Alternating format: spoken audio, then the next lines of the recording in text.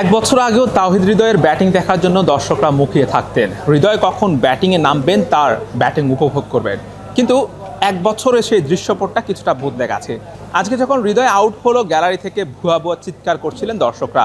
মনে হচ্ছিল দর্শকরা খুশি হয়েছেন, কারণ হৃদয়ের ব্যাটিংটা এতটাই স্লো ছিল এবং দেখতে তাদের কাছে খুব বাজে লাগছিল।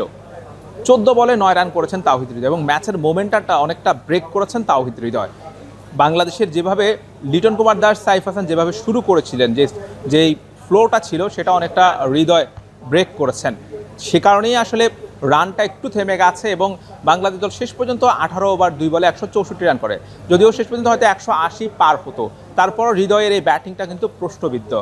কিন্তু হৃদয় তো এমন ব্যাটিং করতেন না। বাংলাদেশ দলের সবচেয়ে বেশি স্ট্রাইক রোটেট করা ব্যাটার ছিলেন তাওহিদ হৃদয়, কিন্তু শেষ এক বছরে তার পারফরমেন্স সেভাবে কথা বলছেন না। হৃদয় এই খারাপ সময়টা কেটে যাবে এটা আশা করছি। কথা বলতে চাই বাংলাদেশ দলের নেদারল্যান্ড সিরিজ নিয়ে। এই সিরিজটা আসলে বাংলাদেশ দল সিরিজ জেতার জন্য খেলেছেন নাকি এশিয়া কাপের প্রস্তুতির জন্য খেলেছেন, প্রশ্নটা আপনাদের কাছে রাখি। যদি সিরিজ জেতার জন্য খেলে তাহলে বাংলাদেশ 10-এ 10 পাবে। আর যদি মনে হয় যে না, এশিয়া কাপের প্রস্তুতির জন্য বাংলাদেশ সিরিজটা খেলেছে, তাহলে সেখানে কিন্তু কিছু কথা বলার থাকে।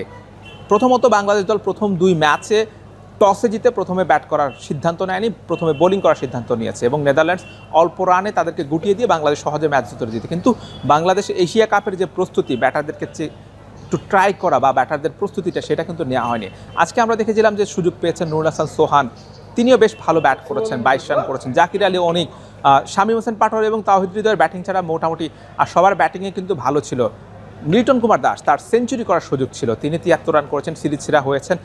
লিটনের কথা বলতে যে একটা সিরিজ পরে আবার তিনি সিরিজ সেরা হয়েছেন। লিটন কুমার দাসের এই ফর্মটা, ক্যাপ্টেনের এই ফর্মটা যদি এশিয়া কাপেও ধরে রাখা যায়, তাহলে কিন্তু বাংলাদেশ দল নিঃসন্দেহে এশিয়া কাপে ভালো কিছু উপহার দেবেন। ক্যাপ্টেন যখন রানে থাকেন, ক্যাপ্টেন যখন ফর্মে থাকেন, বাকিদেরকে উৎসাহিত করেন, দলের একদম আবহাওয়াটাই আসলে চেঞ্জ হয়ে যায়।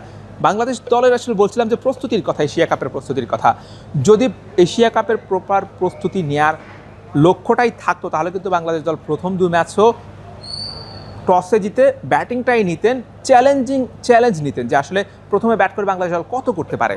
লিটন কুমার দাস আজকে টসে হারার পর তিনি যখন টসের সময় তিনি বলেছেন 180 করলেই তিনি খুশি, কিন্তু সেই দিকে কিন্তু আগাচ্ছিল। 180 সম্ভব হতো, 180 হয়ে যেত।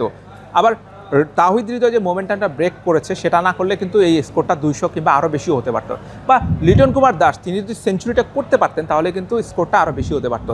লিটনের এই জায়গা থেকে আউট হওয়াটা একটু ভক্ত হিসেবে আসলে অনেকেই মানতে পারছেন না যে আসলে লিটন একটা সেঞ্চুরি করতে পারতেন, হাতে ওভার ছিল এবং তিনি বেশ সেট হয়ে গেছেন। এমন জায়গা থেকে আসলে ইনিংসগুলো বড় না করাটা আসলে একটু আসলে দৃষ্টিকটু মনে হয় এবং দর্শকরা আসলে সেটা মেনেও নিতে পারেন না। তারপরেও লিটন আসলে এই সিরিজে অনবদ্য খেলেছেন, প্রত্যেকটা ম্যাচে তিনি রান পেয়েছেন এবং সেই সুবাদে সিরিজ সেরা হয়েছেন। লিটন কুমার দাস আশা জাগিয়েছেন। অন্যদিকে সাইফ হাসান, তিনি আজকেও রানটা কম করলেও তার কিন্তু ইন্টেন্টটা ভালো ছিল, অর্থাৎ টি-20 ক্রিকেটে যে ইন্টেন্টে ব্যাট করা দরকার, যে ইম্প্যাক্ট, সেটা কিন্তু তিনি লিটনকে যোগ্য সঙ্গ দিয়েছেন এবং ধরে রেখেছেন। সোহানকে সুযোগ দেওয়া হয়েছে, সোহানও কিন্তু বুঝিয়ে দিয়েছেন বা একটা বার্তা দিয়েছেন যে তিনিও আসলে প্রস্তুত। সব মিলিয়ে আসলে ব্যাটিং ইউনিটটা আসলে যদি প্রথম 2 ম্যাচে যদি বাংলাদেশের অন্যান্য ব্যাটাররাও ব্যাট করার সুযোগ পাত, তাহলে কিন্তু আসলে পার্থক্যটা বোঝা যেত যে আসলে ব্যাটারদের আসলে কী অবস্থা, তারা চ্যালেঞ্জার মানসিকতা আছে কিনা। আবার আরও একটা বিষয় আছে, সেটি হচ্ছে যে বাংলাদেশের যে 2 ওপেনার পারভেজ হোসেন ইমন, তানজিদ হাসান তামিম, তারা কিন্তু টার্গেটে বেশ ভালো খেলেন, অর্থাৎ টার্গেট অ্যাচিভ করার জন্য তারা কিন্তু বেশ পটু। সেইটা হয়তো মাথায় রেখে লিটন কুমার দাস প্রথমে আসলে টসে জিতে প্রথমে ফিল্ডিং করার সিদ্ধান্ত নিয়েছেন, এমনটা হতে পারে। তবে একটা ম্যাচে ফিল্ডিং করেছেন, পরের ম্যাচে ব্যাটিং নিতে পারতেন, যেহেতু ব্যাটিংটাই আসলে সবচেয়ে বেশি গুরুত্ব দেওয়া হচ্ছে, কারণ বাংলাদেশের বোলাররা সবসময় ভালো করে এবং অধিকাংশ ম্যাচে বোলাররাই কিন্তু আসলে ম্যাচটাকে জেতায় কিংবা ম্যাচটা এগিয়ে রাখে, কিন্তু ব্যাটাররা ফিনিশ করতে পারে না। তো সেই জায়গায় আসলে বোলারদের চেয়ে ব্যাটারদের প্রস্তুতিটা বেশি থাকার দরকার ছিল। তারপরেও আসলে এশিয়া কাপের আর মাত্র কয়েকদিন বাকি আছে। এই কয়েকদিন আগে আরও একটা সিরিজ জিতেছে বাংলাদেশ। শ্রীলঙ্কার বিপক্ষে সিরিজ জিতেছিল বাংলাদেশ শ্রীলঙ্কার মাটিতে, পাকিস্তানের বিপক্ষে বাংলাদেশের মাটিতে এবং নেদারল্যান্ডসের বিপক্ষে সিলেটে, এবং একদম প্রভাব বিস্তার করে জিতেছে। এই 3টা সিরিজেও বাংলাদেশের ক্রিকেটারদের মোরাল হাই করবে, এই কনফিডেন্স নিয়ে বাংলাদেশ এশিয়া কাপে খেলতে যাবে।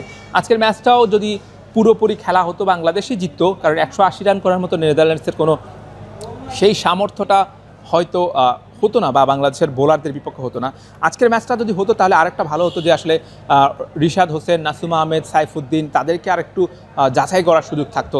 সাইফুদ্দিন পুরো সিরিজে ব্যাটিং বোলিং কোনোটাই করতে পারেননি, সুযোগ পাননি। প্রথম 2 ম্যাচে সুযোগ পাননি, আজকে সুযোগ পেয়েছেন, কিন্তু আজকে ব্যাটিংয়ের সুযোগ পাননি, বোলিংয়ের সুযোগ পাননি। তো পুরো ম্যাচটা হলে বৃষ্টির জন্য ভেসে না গেলে তারা সুযোগ পেতেন, তারা ব্যাটিং বোলিং করতে পারতেন হয়তো।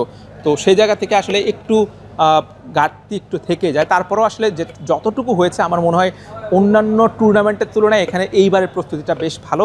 আশা করছি প্রস্তুতি যেমন ভালো হয়েছে, এশিয়া কাপের রেজাল্টটাও ভালো হবে। Hussain Arman, BD cric time, Sylhet international cricket stadium, Sylhet.